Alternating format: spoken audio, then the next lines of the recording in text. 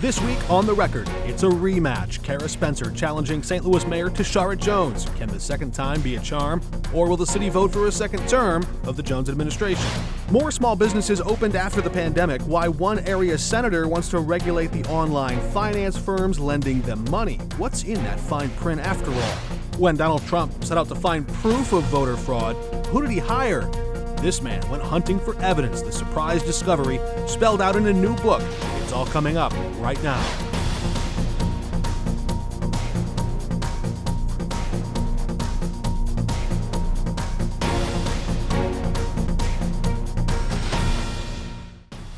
Welcome to The Record. I'm Mark Maxwell. Donald Trump continues repeating false claims that the 2020 election was stolen from him. And those bogus claims still hold significant sway within the Republican Party. A Monmouth poll conducted last summer found roughly 3 in 10 Americans still believe Joe Biden's 2020 victory was fraudulent. And 68% of Republicans polled say he won, quote, due to voter fraud. How could those claims, which all fell apart under scrutiny and in court, still hold such a firm grip on so many people? One theory? Well, it could be confirmation bias. The United States suffers from a national case of confirmation bias. Rational, intelligent people have abandoned their ability to process information logically. Instead, they exclusively search for information that confirms their existing beliefs, reject information that undermines their views, and interpret and even misinterpret information in ways that validate what they already think. So how do we break through that barrier?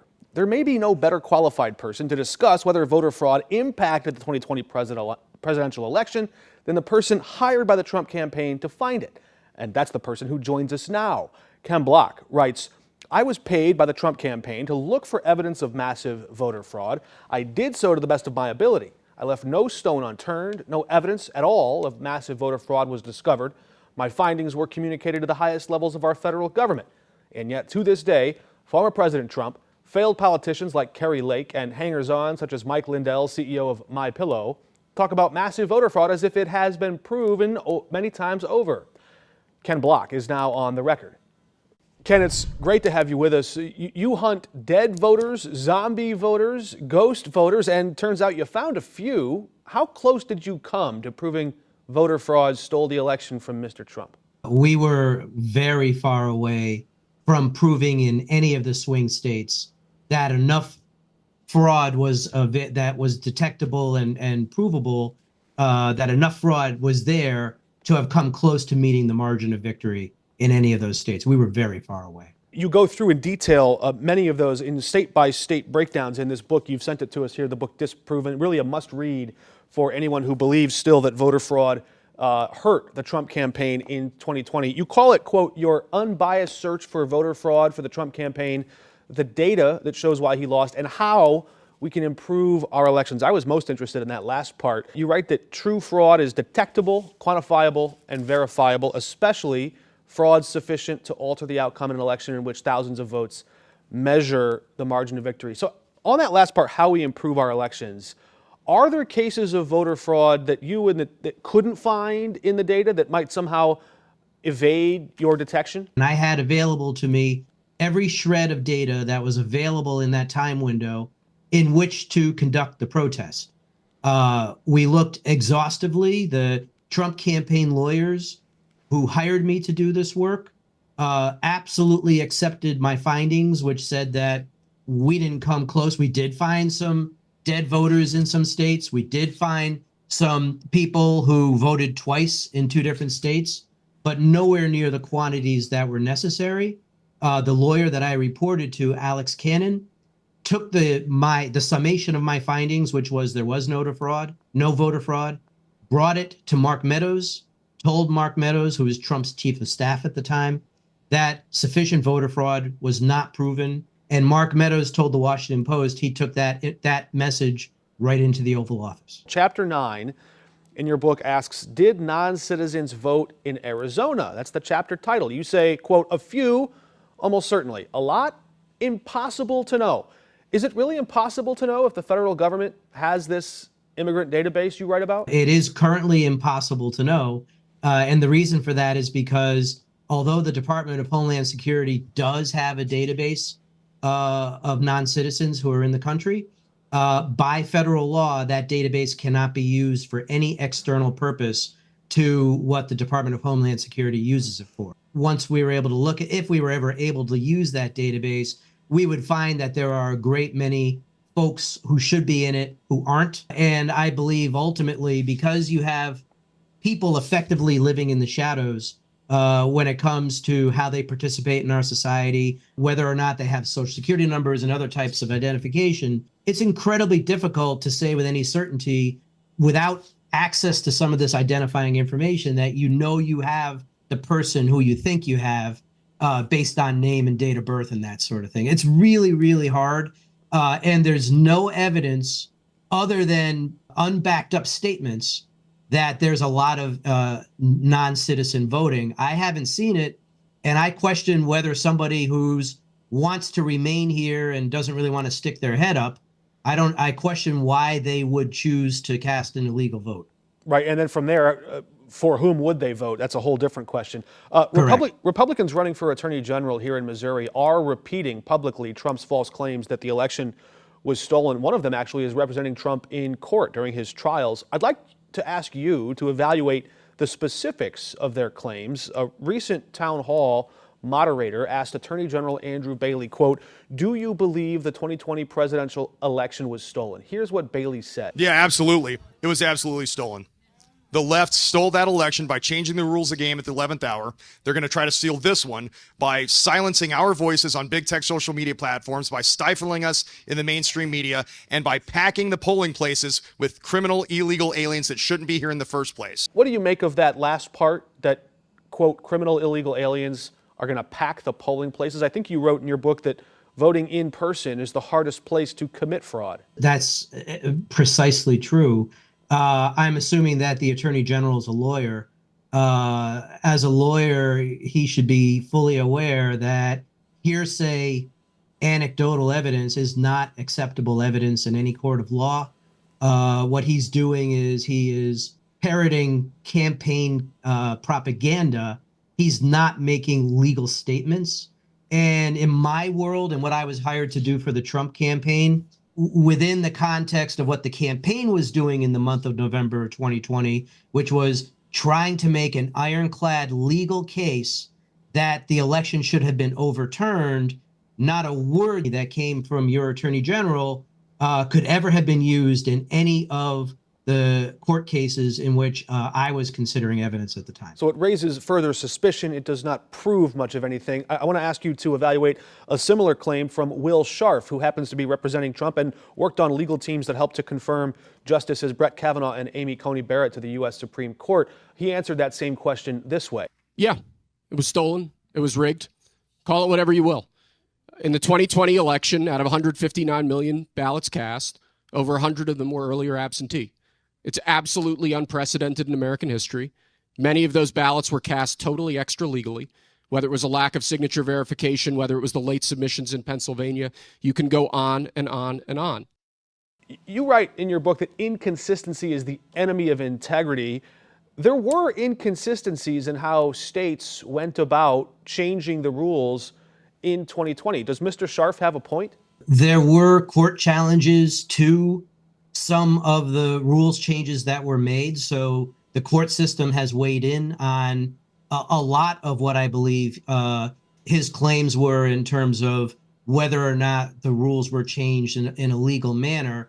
For any voters who may be rightly skeptical or concerned about the integrity of this upcoming 2024 election, what would you tell them? How would you inoculate them from being misled? What should they look for? What would be the telltale signs of an election conducted with integrity or one that had legitimate questions? The very first thing for everybody is to understand the difference between legally admissible evidence and hearsay evidence. If you're considering something that somebody says, I saw a trailer truck full of ballots, I saw a pile of ballots in a ditch, or I saw somebody doing something nefarious, this isn't proof that you can bring to court. It has to be evidence that the legal system will accept. And there was very precious little of that in 2020. And I was paid to be very careful, very diligent, and to deliver the evidence necessary to win court cases. That was what I was paid to do. And my team was unable to find the evidence necessary to win a court case in any of the swing states. The campaign's top lawyers accepted that as the truth. So for anybody who believes otherwise, we went all the way through it in the legally prescribed way. We couldn't get there. I know a lot of eyes will be on 2024, and hopefully we can, through diligence and being very careful to explain things, help people understand and differentiate between hearsay claims of fraud, which everybody should ignore, and actual fraud in which we should be taking some action. In other words, if you're going to make the big claim that the leader of the free world is illegitimate, you better do your homework and you better bring some concrete proof. Absolutely, 100%. All right, Ken Block, thank you so much for joining us. Our full conversation is up on ksdk.com. You can find it there, or leave us a tip or a note if you just text RECORD to 314-425-5355. A critic of Donald Trump now says she'll vote for him, and the St. Louis mayor's race just got bigger. More on those stories next.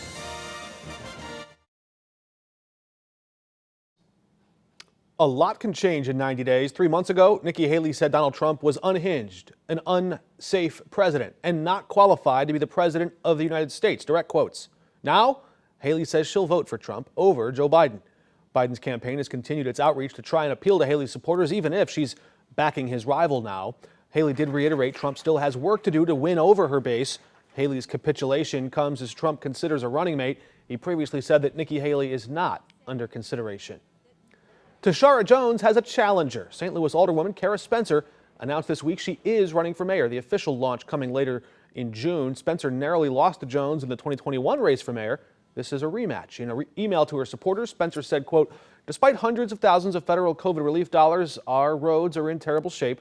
People still don't feel safe in our communities, and we are losing population at a record pace." The political consultant who admitted he was behind a robocall impersonating President Joe Biden has been indicted. Steve Kramer admitted he used an AI deep fake of President Biden's voice. That fake phone call asked New Hampshire voters not to vote in January's primary. Kramer previously said he was trying to warn people about the dangers of artificial intelligence. Ever wondered what's really in that fine print? Sometimes what's not in it might cost you too. A push to protect small businesses from predatory loans next. The pandemic sent shockwaves through our economy in more ways than one. Workers who lost their jobs, or many who just grew tired of them, saved up, and some branched out. People finally took that risk and bet on themselves. We saw a massive spike in new small businesses opening up. But the cost of borrowing money to do that also shot up. And now a new initiative in Illinois would require big lenders to be upfront with the cost of borrowing money. Illinois State Senator Chris Belt, a Democrat from the Metro East, is now on the record. Good to have you with us. Senator, don't lenders already have to put the terms of their agreement in that fine print? There's a bill, 1968, Truth in Lending Act. It requires full disclosure of costs that are associated with financing. But that's only in the consumer space. The federal government never put it in the commercial space. And so what Senate Bill 2234, the Small Business Financing Transparency Act, looks to do is mimic the 1968 landmark legislation, Truth in Lending Act, and carry it over to the commercial space for small businesses. Yeah, it copies some of the consumer protections that individual people were having, maybe at a payday lender, and carries them over, those protections, to small businesses here. But your proposal, it got through the House. It won approval in the Senate, rather, but it got stuck in the House. What's the holdup there? Where's the opposition coming from, as best you can tell? It's very perplexing to me. It's frustrating that a bill like this, that's really at the crux of the bill, is about transparency. Your mortgage, your car loans, your credit card, we benefit from the Truth in Lending Act each and every day because we're able to calculate our budget around those APRs. Don't know the reason that it's not moving in the House. This iteration of the bill, we worked this bill really, really hard. We made 8 amendments to this bill with the opposition. So I don't know what the problem is, but it's very frustrating. We do know who some of the opposition is. They've signed up to file and oppose this bill. A lot of them are these online finance firms, these companies that offer flexible terms to a small business. One might say, hey, look, we understand if you're just getting out of the gate and you're struggling to make sales, we're not going to require you to pay back very much of your loan just yet. We're going to take it easy on you. But maybe you're going gangbusters and you're really selling a lot of product. Well, we'd like to have more of our money back faster. So some of the opposition has suggested, well, how would they put that flexible term in an annualized format? Do you have an answer to that? Yes, I do have an answer for that. Part of the 8 amendments that we worked on with the opposition, trying to let the opposition know that we were really serious about this legislation and with them, is to offer a safe harbor for the estimated APR. And there's case law in California where December of 2023, where a federal judge upheld the fact that the state of California can require these financing companies to give the APR or estimated APR. And having a safe harbor is significant because if you do it in good faith, and if you do it with fidelity and integrity, then there's no penalty for giving your estimated cost of APR. What would you say to anybody who might ask, well, why is the government getting involved in this business? If you go out and open a business, you know the risks, you put yourself out there, and there's a cost of doing business. What would you say to someone who might say, well, why is the government doing this work at all? I would simply say that loan sharking is illegal. You shouldn't be able to charge triple-digit interest rates for a loan that you're purporting to be something else. You should not be deceived. And so we want to make sure that our small business community, they're informed and that it's transparent. Those are the only 2 things that we're doing. Again, we're mimicking the Truth in Lending Act. And if it's good for consumers, it should be good in the commercial space. Because after all, consumers, it's the same people who are your business owners. So if I'm protected in my private life and the same person comes over me in this instance, I come over in the business space, I should be protected over here as well. I hear you. Your bill got through the Senate, stuck in the House. Governor Pritzker got his health insurance reform bill through the House, stuck in the Senate. What are the chances you think the Senate will come around to approve Governor Pritzker's big agenda item to cap prior authorization and reform health insurance in the Senate this year? Can it get done? Mark, as you know, that legislative process is a long and arduous journey. It's really hard for bills to come out of committee. It's hard for bills to come off the floor. And then it has to go across the opposite chamber and happen all over again. That process is long. I am hopeful that the governor's bill will come out of the Senate. I am hopeful, but I really don't know where we are relative to that bill. But I'm hopeful that it does come. Sounds like the votes might not be there just yet. Senator Bell, thanks for joining us. Thank you. This weekend, as we come together as a nation to observe Memorial Day, we reflect back on the stories of brave men and women who paid the ultimate price for our freedom. Brave souls like Missouri's own Sergeant Darrell Cole. Let's check the record. Cole was barely 20 years old when he enlisted in the Marines, leaving his young wife Margaret at home. 4 years later, a colonel would deliver her a lone gold star, and eventually our military's highest award, the Medal of Honor. Sergeant Cole died fighting the Japanese Empire on that little volcanic charred island of Iwo Jima. His 1st Battalion was pinned down under heavy artillery fire when he took out 2 Japanese strongholds, and when his machine gun jammed, he would charge the enemy armed just with a pistol and a grenade. He eliminated a 3rd enemy position, clearing it for his fellow soldiers, only to be killed by an enemy grenade upon his return. Many of his fellow soldiers lived that day because of his ultimate sacrifice.